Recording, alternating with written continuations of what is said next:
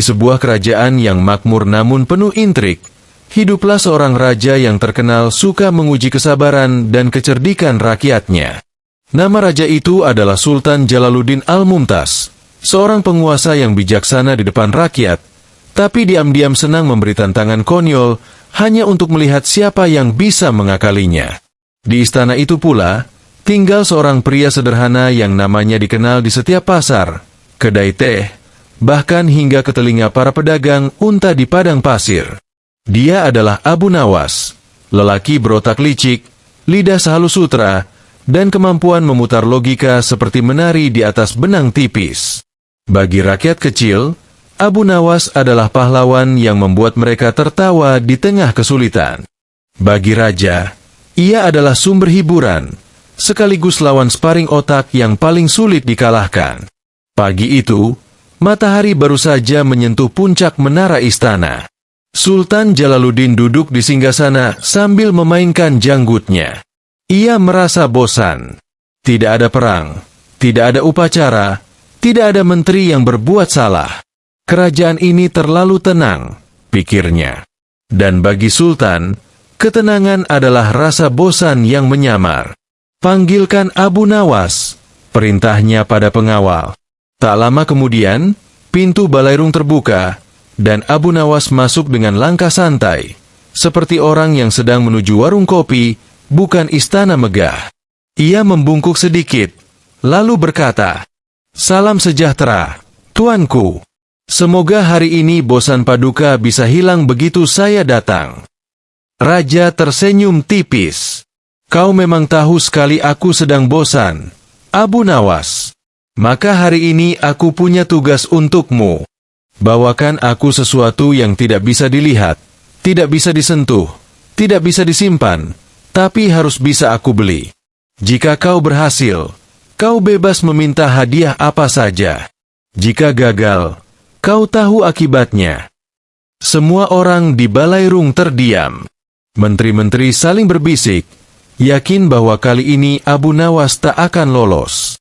Tapi Abu Nawas hanya mengusap dagunya, tersenyum, dan menjawab, "Baik, tuanku. 3 hari lagi, barang itu akan saya bawa ke hadapan Paduka.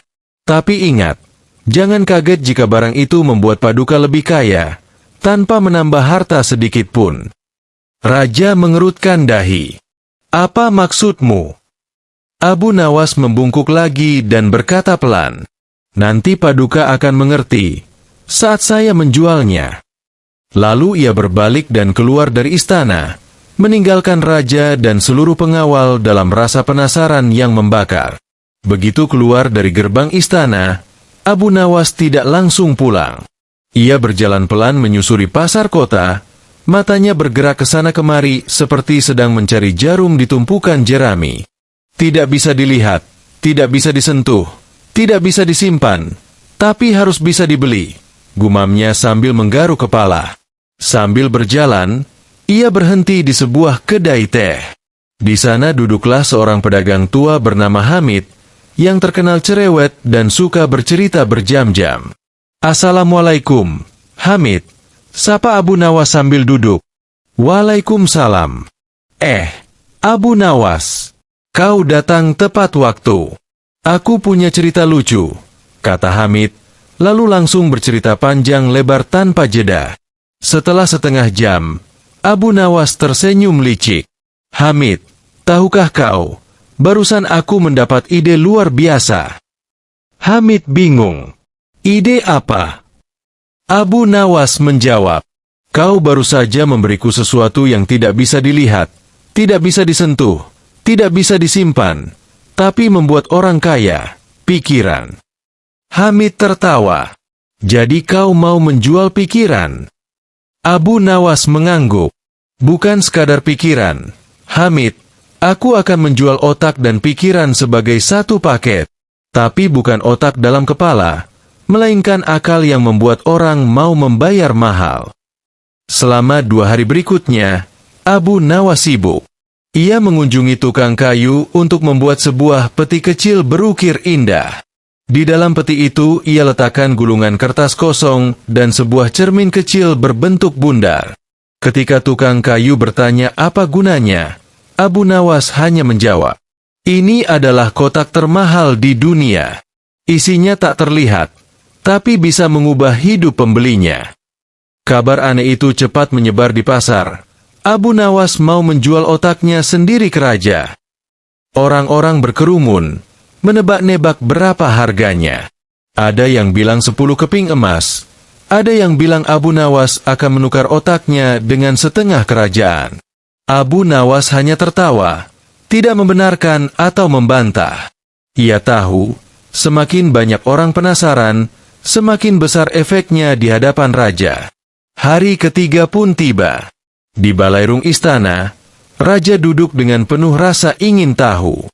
Para menteri sudah menyiapkan catatan untuk membuktikan bahwa Abu Nawas gagal. Namun, ketika Abu Nawas masuk sambil membawa peti kayu itu, seluruh ruangan terdiam. "Abu Nawas," kata raja, "mana barangmu itu?" Abu Nawas meletakkan peti kayu di hadapan raja, lalu berkata dengan penuh percaya diri, "Tuanku, inilah barang yang tidak bisa dilihat, tidak bisa disentuh, tidak bisa disimpan, tapi bisa paduka beli. Inilah otak dan pikiran Abu Nawas." Semua orang tertawa. Seorang menteri bersuara, "Mana mungkin otak dijual seperti barang dagangan?" Abu Nawas membuka peti itu perlahan. Di dalamnya hanya ada gulungan kertas kosong dan cermin bundar kecil. Raja mengangkat alis. "Jelaskan." Abu Nawas tersenyum. Kertas kosong itu adalah pikiran yang belum dipakai. Siap diisi dengan ide-ide yang akan membuat paduka menang dari musuh, atau membuat paduka tertawa di hari paling muram. Cermin itu adalah otak saya. Karena setiap kali paduka bercermin, paduka akan melihat orang yang harus menggunakannya, diri paduka sendiri. Saya tidak menjual kepala saya, tuanku, saya menjual cara berpikir saya. Balairung terdiam. Raja menatap Abu Nawas lama, lalu tertawa keras. "Berapa harganya?" Abu Nawas menjawab sambil menunduk. "Bayarlah saya. Setiap kali pikiran saya menyelamatkan paduka atau membuat paduka tertawa, itu lebih berharga daripada emas." Raja memukul-mukul lututnya sambil tertawa. "Abu Nawas, kau memang gila, tapi gila yang tak ternilai harganya." Sejak hari itu, raja benar-benar memegang janji. Setiap kali ia menggunakan ide Abu Nawas untuk menyelesaikan masalah, ia membayar 1 keping emas. Awalnya terdengar seperti lelucon, sampai akhirnya raja sadar. Dalam seminggu saja ia sudah membayar 7 keping emas. Suatu pagi, dapur istana heboh.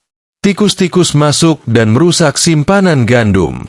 Para juru masak melapor pada raja, dan raja langsung memanggil Abu Nawas. "Raja, Abu Nawas, aku butuh idemu. Bagaimana mengusir tikus tanpa merusak persediaan?" Abu Nawas, "Mudah, tuanku. Beri mereka pesta." Raja, "Pesta? Untuk tikus? Kau bercanda." Abu Nawas, "Tidak. Letakkan semua sisa makanan basi di halaman belakang istana, lalu taburi dengan minyak wangi dari bunga melati. Tikus-tikus akan datang berbondong-bondong ke sana dan terbiasa makan di luar, bukan di dalam." Para menteri tertawa sinis, tapi saat dicoba, tikus-tikus benar-benar berkumpul di luar. Dalam 3 hari, dapur kembali aman. Raja membayar 1 keping emas. Beberapa hari kemudian, seorang menteri terkenal galak membuat semua pelayan istana ketakutan. Raja memanggil Abu Nawas lagi. "Raja, Abu Nawas, bagaimana caranya membuat menteri ini berhenti marah-marah?" Abu Nawas, "Beri dia hadiah." Raja, "Hadiah apa?" Abu Nawas, "Cermin bundar kecil. Katakan bahwa setiap kali ia ingin marah, ia harus melihat wajahnya dulu di cermin itu." Raja mengikuti saran itu. Anehnya, sejak hari itu menteri itu jarang marah. Ternyata ia malu melihat wajahnya sendiri saat sedang emosi. 1 keping emas lagi berpindah ke tangan Abu Nawas. Pagi itu, Istana gempar. Seorang utusan dari kerajaan timur datang membawa pesan yang menusuk telinga. Sultan Jalaluddin mungkin kaya, tapi ia tak punya kecerdikan. Raja kami menantang Paduka untuk membuktikan bahwa istana ini punya orang paling pintar di seluruh negeri. Tantangan itu disampaikan di depan para menteri dan duta besar asing. Bagi Sultan, ini bukan sekadar pesan, ini tamparan di muka. Raja duduk terdiam sejenak, lalu berkata pelan, "Panggil Abu Nawas." Tak lama kemudian, Abu Nawas masuk dengan senyum santainya. "Raja, Abu Nawas, kali ini kau tak hanya harus menyelesaikan masalahku. Kau harus menyelamatkan kehormatanku. Kerajaan Timur meremehkanku." Abu Nawas, "Baik, tuanku.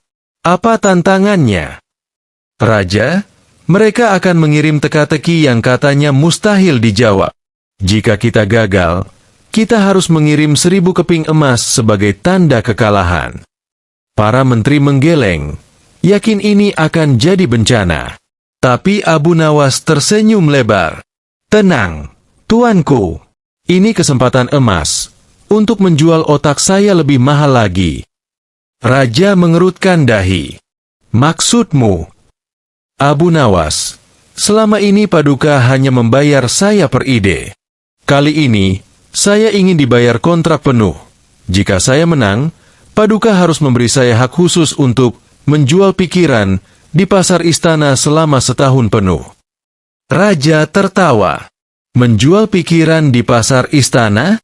Apa gunanya itu?" Abu Nawas menunduk sedikit, menahan senyum liciknya. "Nanti Paduka akan tahu." 2 hari kemudian, utusan kerajaan timur datang dengan gulungan teka-teki. Seekor burung terbang di langit, bayangannya di bumi, suaranya di telinga, tapi tubuhnya tak ada di dunia. Apakah itu? Semua menteri bingung. Mereka saling menatap, mencoba menebak. Raja pun mulai cemas. Abu Nawas maju perlahan, lalu berkata, "Itu adalah mimpi. Dalam mimpi, burung itu ada, suaranya terdengar, bayangannya nyata di kepala, tapi tubuhnya tidak pernah ada di dunia." Utusan kerajaan timur terdiam, lalu mengangguk. "Benar. Raja kami mengakui kekalahannya." Sorak-sorai meledak di balairung. Raja memeluk Abu Nawas. "Kau memang penyelamatku." Dan sesuai perjanjian, Abu Nawas kini punya izin resmi untuk menjual pikiran di pasar istana. Tak ada yang tahu, langkah ini akan menjadi awal kekacauan jenaka yang akan membuat seluruh istana terlibat. Hari pertama pasar pikiran dibuka, suasana di halaman istana berubah seperti pasar malam. Tenda-tenda kain warna-warni dipasang, meja panjang berlapis beludru merah diletakkan di tengah, dan di ujungnya duduk Abu Nawas dengan wajah penuh percaya diri. Di atas meja hanya ada beberapa kertas kosong, pena bulu, dan cermin-cermin kecil. Tidak ada makanan, tidak ada perhiasan, tidak ada barang yang bisa dibawa pulang, hanya udara dan tatapan penasaran orang-orang. Spanduk besar di atas tenda bertuliskan, "Pikiran dijual, harga mulai 1 keping per ide." Menteri Kasim, terkenal pelupa, menjadi orang pertama yang datang. "Kasim, Abu Nawas, pikiranku sering lupa janji.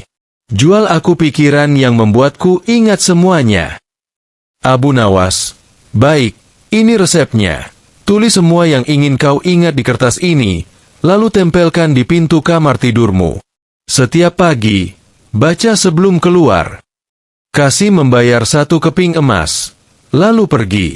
Semua yang melihatnya heran, membayar untuk saran yang terdengar sederhana. Tapi diam-diam Kasim tersenyum. Karena ide itu langsung berhasil, seorang juru masak datang dengan wajah murung. "Juru masak, aku ingin pikiran yang bisa membuat raja memuji masakanku setiap hari." Abu Nawas, "Mudah. Hari ini, tambahkan sedikit air bunga mawar di setiap sup. Raja akan merasakan perbedaan, tapi tidak akan tahu rahasianya. Lalu setiap hari, ubah sedikit rasanya, raja akan mengira kau selalu kreatif.